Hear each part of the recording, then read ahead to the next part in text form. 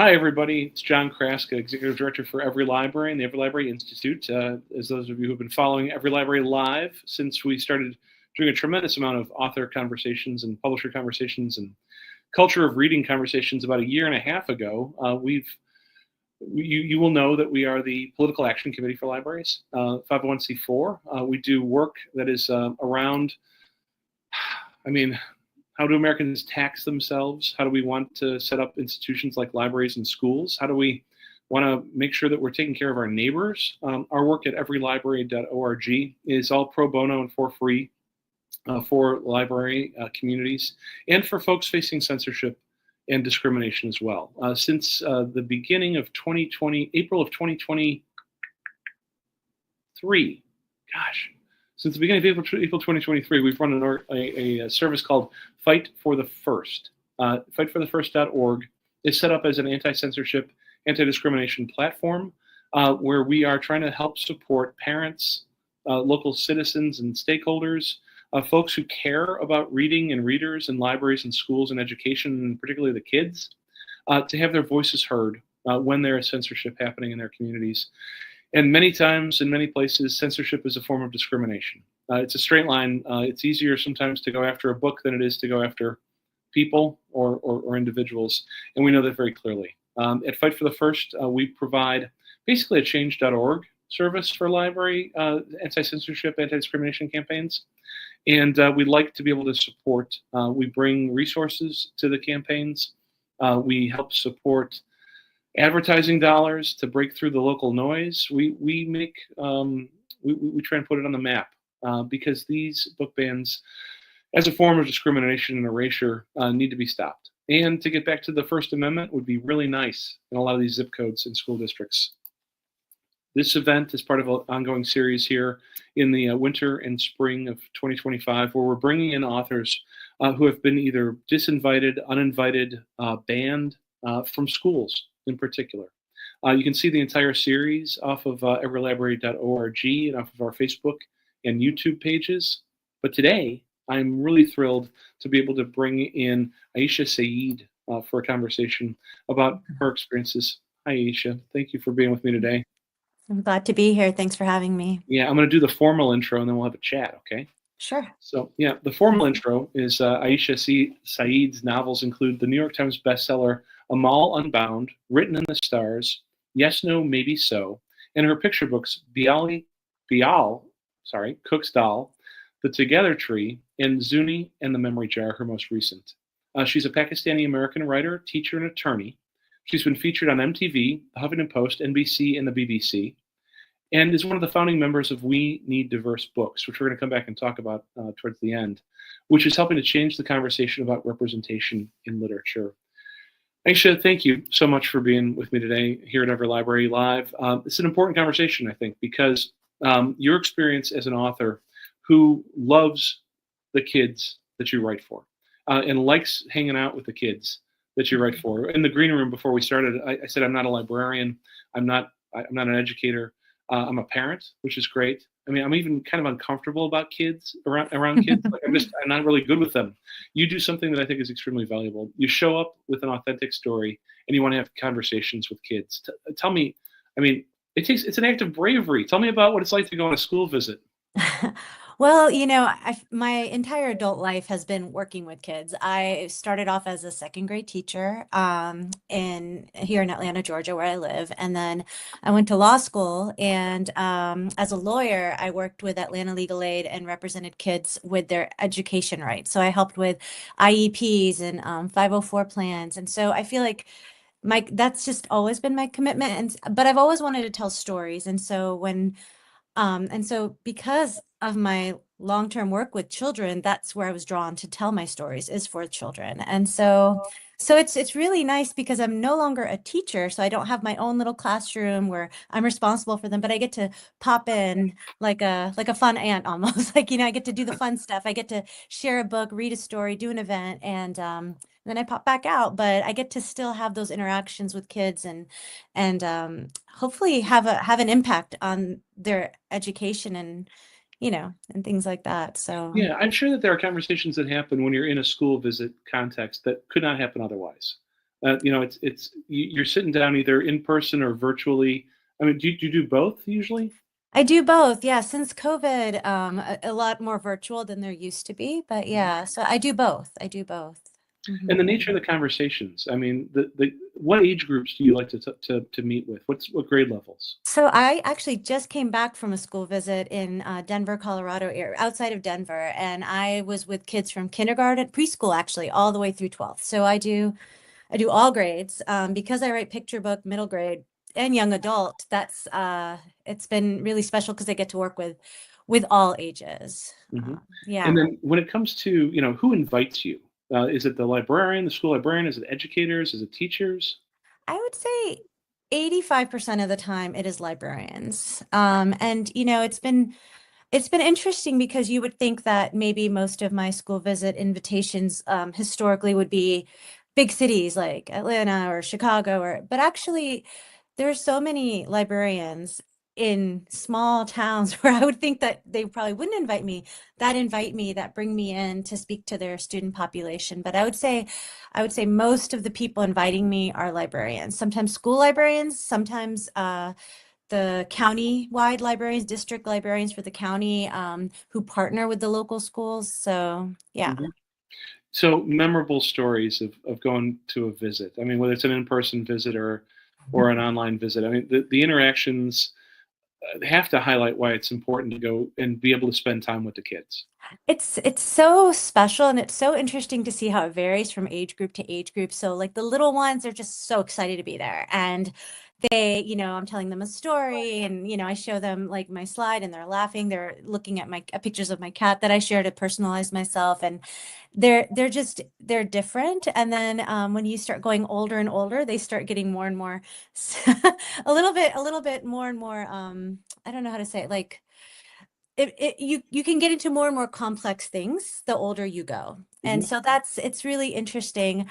In middle school, like I'd say from fifth grade to eighth grade, it's really interesting because during the Q&A time, we have really in-depth conversations where they ask me, questions about how to be an author and all these different things. But then it's interesting because when you get to high school, those kids, they do not ask questions usually.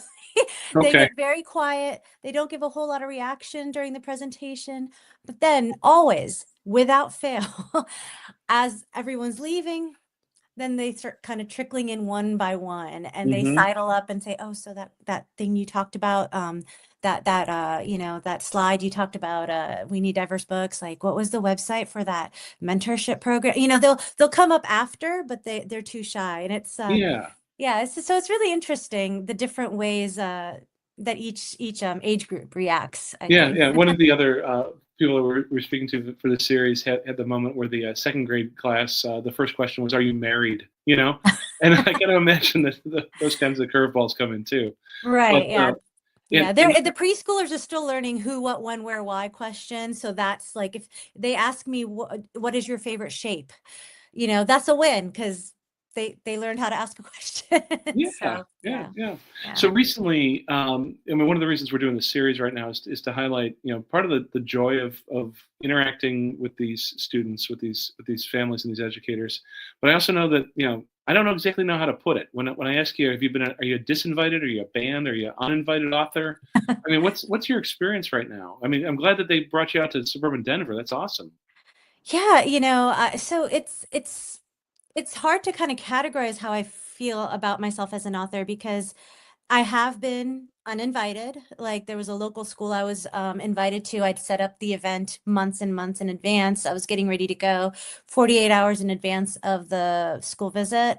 I received a call from my booking agent who said they don't want you to come anymore, Hmm. and they said, we'll still pay you, but don't come. And I was like, are you Wow. They were like, sure? we're just going to buy you off. Wow. Yeah, they said we will, I said, "Oh, but I'm local, so let me know. I can come another time if this day didn't work." They didn't even reply to my emails. And then so there's sometimes outright bans, like outright uninvited. Then there's sometimes I think that the biggest thing for me that I've noticed is that ever since the book bans have begun, ever since these conversations have begun, my school visit invitations have dropped by 80%. Wow. Like it Okay. is, a steep cliff down. Mhm. And so I think that's the other part of it. There are people do get uninvited. But then there's also not getting invited at all because as a librarian, as an educator, you have so much you're balancing, so many responsibilities, and you're looking at maybe two different authors and you're like, one might be potentially one parent might have an objection to it, Mhm. and one nobody will. So I'll just take the easier path, you know? And so Yeah. I feel like for me, there's that soft ban impact because I can't help but wonder how can it be a coincidence that suddenly I'm not getting invited. And then sometimes I get contacted and they want to sort of interview me before to kind of ferret out what I will say. Mhm. And I'm not okay with that because my content, my books, you can look me up online and Mhm. I'm not going to change what I talk about Yeah. because I'm not talking about anything controversial, really. I'm just talking about the fact that I exist and that people like me exist and celebrating those stories. So, Well, yeah. let's talk about that Zuni and the Memory Jar is your most recent book.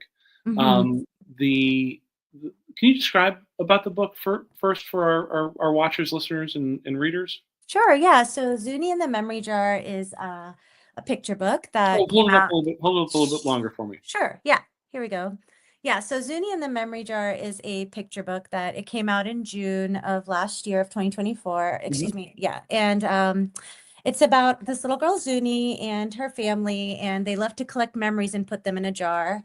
But her family likes to collect achievements like getting all A's or piano recital accolades. And Zuni, meanwhile, in the background, she's only 4 or 5 years old. She's very young, and she's collecting other memories like helping a child with a toy that fell and helping pick it up for that child, or splashing in a water fountain. And she's drawing all these in her little notebook that you see right here. Mhm. And at the end of the year, when her family's pulling out all their accomplishments, they try to comfort her and say, one day you'll have memories of your own. And she says, no, I already do. So it was kind of came about during COVID when we were all stuck indoors, couldn't go anywhere, and how even then there's still memories and things that you can enjoy and savor about each day. So Mhm. it was kind of about that. Oh, So that's really yeah, lovely. The thank you. so the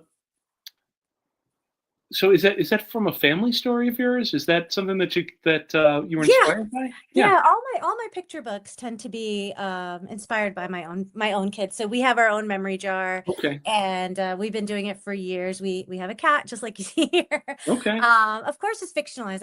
I'll have all boys, so and Zuni's a little girl here, but the concept, yeah, it's inspired by our own family. So I think we, there's something yeah, really lovely about the ordinary joy of having the memory, the jar being the splashing in the fountain. You know, the yeah, ordinary kind of the ordinary joy of being a decent human to another human and hanging out with other humans. I think that's really sweet. exactly. Yeah, The the opportunity of the significance of preserving those small moments. So some of the parallels between this story, where the individual Zuni is trying to find her own voice, being her own authentic self. Um, it's a picture book. It's a kid's book. How does it relate to some of the themes that you do with your YA as well? yeah. I feel like all my stories, from my young adult to my middle grade to my picture books, they all have one running theme, which is it's finding joy. Like even in the most difficult moments. Amal Unbound was my first middle grade. That's a story about a girl who's forcibly taken from her family and has to work as a servant at this evil person's home. But throughout that story, she's still looking for those moments of brightness, looking for hope. And I feel like that's the common thread in all of my stories, is that even, that there is some joy to be found even in the difficult moments. Actually, during COVID, that was a question I used to ask on social media every day, which was, what is one small joy that you will savor today? Hmm. I used to ask that question, and I feel like that's kind of one of my guiding principles. So it finds its way into all of my books. Yeah. You do center in different ways the Pakistani American experience, and but do you consider yourself an author of diverse books as a Yeah, result? Yeah, absolutely. Absolutely. Yeah, proudly so. Yeah. no doubt, no doubt. So tell me a little bit. I mean, you're I'm a straight white guy from the suburbs. Okay, there's occasions where conversations about race, conversations about diversity are either make me or my neighbors uncomfortable. I have to imagine that some of the disinvitations, the uninviting, happens because of the discomfort that folks are feeling, and yet you are not uncomfortable in your own in your own family, in your own identity, and that's a bold thing to be writing about in America these days. It's funny because I said to somebody once, I said, just simply existing these days is like a political act. Like it's Mhm. just, it becomes sort of a political act, which is sad to me. Yeah, yeah. Can we talk Yeah, a little bit about suburban Atlanta for a moment? sure. There's a school district I'm reminded of as we're talking, Forsyth County Okay, yeah. schools.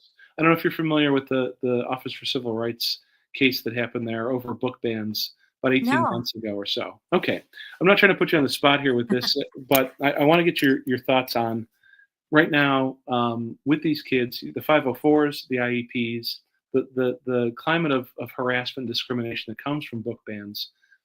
I mean, I'm not picking on suburban Atlanta, but it was a landmark case in Forsyth County, and the Trump administration has voided it.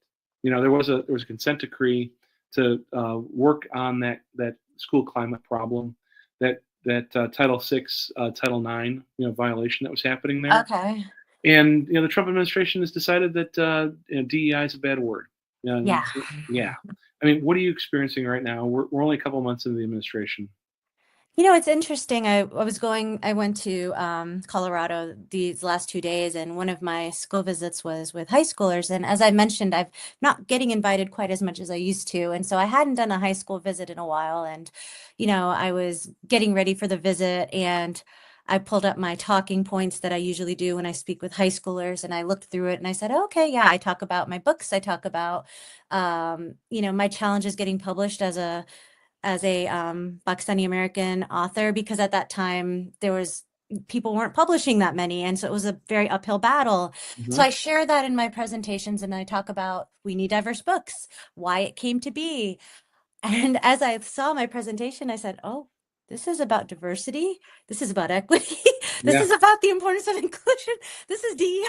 And right. I was like, wow, this is, it really, like, I mean, this is my life. This is what I've been fighting for and wanting and hoping for. That's what all of us should be hoping for. And it was so interesting to realize it was suddenly a controversial topic. That didn't mean I changed it. I didn't. Yeah. But it was really interesting that, I still had the talk. I still went to the high school. I didn't change anything, but I had to start mentally preparing. Like, what do I Mhm. do if a teacher says something to me? What do I do if I get interrupted? What do I do if a student, like, there's all these new things now that I have to take into consideration that I didn't used to have to take into consideration. Another example, I was at a school, and while I was at the school, they received a phone call. The librarian received a phone call where somebody was calling and asking, uh, do you have any author visits coming up? Who are they? Mm. And the librarian said, who is this? Are you a parent of a child here? If so, please let us know who your child, and the person hung up. Hmm. And I asked the librarian, I said, is that common? And she says, yeah, Moms of Liberty, these other organizations, they're doing this. They Mhm. call, they're trying to figure it out. And it's a form of intimidation. Mhm. Oh, So yeah. absolutely. Yeah, we're seeing Yeah. it in K-12. We're seeing it in public libraries, and even on college campuses. The First Amendment audits that are happening in public libraries. I don't know if you've seen this or not, I've heard where of somebody that. comes in and decides to film. You know, yeah, it's a public place, but at the same time, there's staff rooms. There's programs happening. And You it's know, intimidation. It's intended to intimidate. yes, Is the yeah. weaponization of Freedom of Information Act and sunshine requests, Hmm. and just that anonymous phone call. It is really it. I'm not really interested in going back to 1960 whatever, 1950 whatever, 1870 whatever. Here in America, I'm not. Hmm. I remember when We Need Diverse Books was starting off, Yeah, and tell me more about that. sure, yeah, we were all so excited, Ellen, all of us, like we're getting this. We had this hashtag, right? So we communicated on formerly known as Twitter. We were talking about Hmm. this need for diverse books. We organically decided we should maybe make a hashtag campaign. We need diverse books, and we had no idea it was going to go viral. We were just hoping for an kind of community conversation with editors and publishers to kind of just raise awareness. We didn't know it was going to go viral. We didn't know that the support would be so amazing that we could form a nonprofit from it.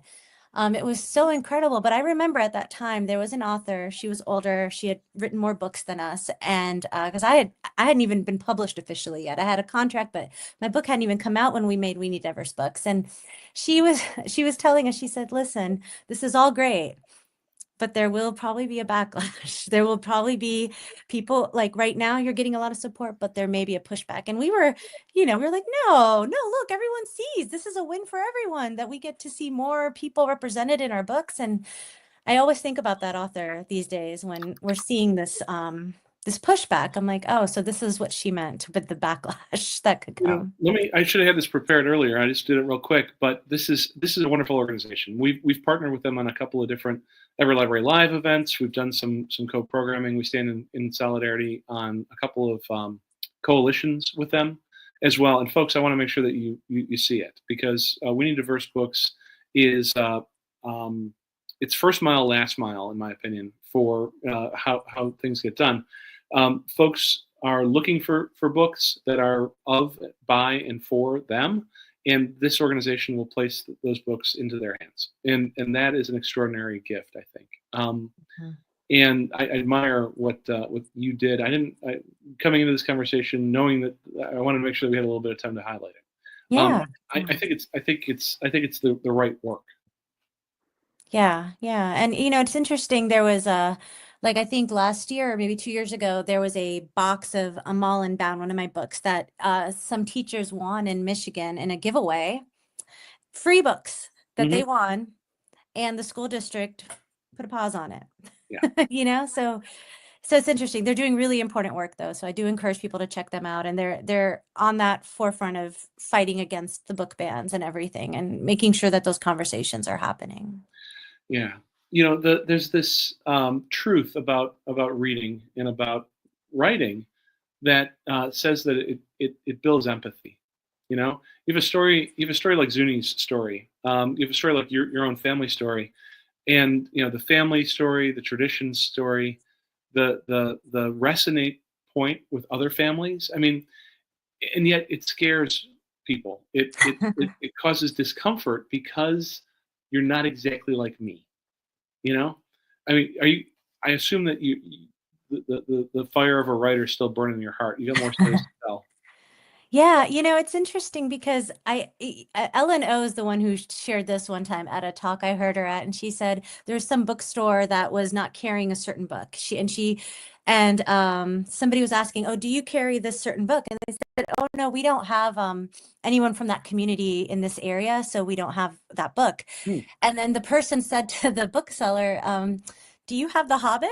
Do you have Wings of Fire? Because I don't think you have dragons and hobbits around here, yet you can carry those books." That is a very pointed question. And it's interesting because I did a school visit early on when this book of mine, Amal Unbound, came out. And this, like I said, this is a book set in Pakistan in a village. And it's about this girl who she's wrenched away from her family and her community. And I did this talk about this book in a virtual visit. And when it was time for Q&A, there was this one girl. She was freckled, red hair, so cute, and she was a fifth grader, and she just ran up to us. She's like, she goes, "I'm Amal." And I said, "Oh, how are you, Amal?" And she said, "Well, I'm in foster care because they took me away from my parents and I can't go back to them." And she saw herself in this story. And I mean, like, if we can see ourselves in hobbits and dragons, we can surely see ourselves in people who may look a little different or live in a different city or a state or a country from us.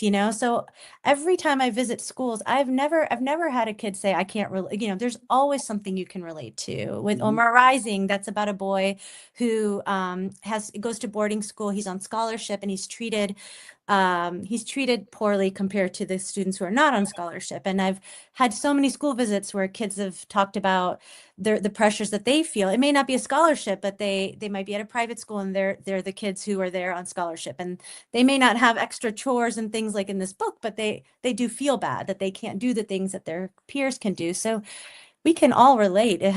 We can all relate to other people. Yeah, I think we so have that too. within us.